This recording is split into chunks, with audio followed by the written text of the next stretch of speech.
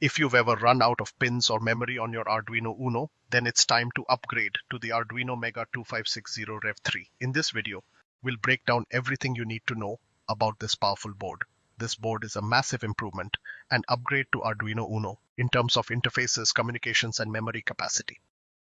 In this video, we'll break down everything you need to know about this powerful embedded board. At the heart of the Mega 2560 Rev3 is the AT Mega 2560 microcontroller, a chip that gives the board its name and its power. You'll notice the Mega is quite a bit larger than the Uno, and for good reason. It comes with 54 digital I/O pins, 16 analog inputs, and 4 hardware serial ports for communication.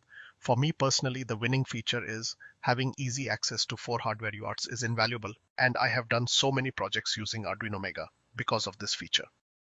You can power the Mega in 3 ways, via USB, the DC jack, or the VIN pin. It operates at 5 volts, and the onboard voltage regulator safely steps down higher input voltages, typically between 7 and 12 volts. If USB and 12-volt input are connected together, the USB power will turn off. There is a comparator circuit which monitors the 12-volt input and disconnects the USB power. In some use cases, there might be a need to power Arduino Mega from local 5-volt bus. While it's doable, I highly not recommend it. This method bypasses the onboard voltage regulator and is not safe. USB communication and program download is handled by AT Mega 16U2 microcontroller. The USB connection is handled as a virtual COM port connection in computer. Mega can be used in quite advanced applications. 3D printing is a good example. Open source 3D printing Marlin software has been successfully ported to Arduino Mega. Robotics, weather stations, sensor networks, and home automation projects are all good use cases for Mega. Another great feature is Arduino Mega inputs are fully 5 volts tolerant. That means you can connect 5-volt logic gates, line drivers, and receivers to Arduino Mega without any issues. Mega has onboard reset push button for manual reset. In addition, it has power on, auto reset feature. It also has an input reset pin, which can be driven by external means.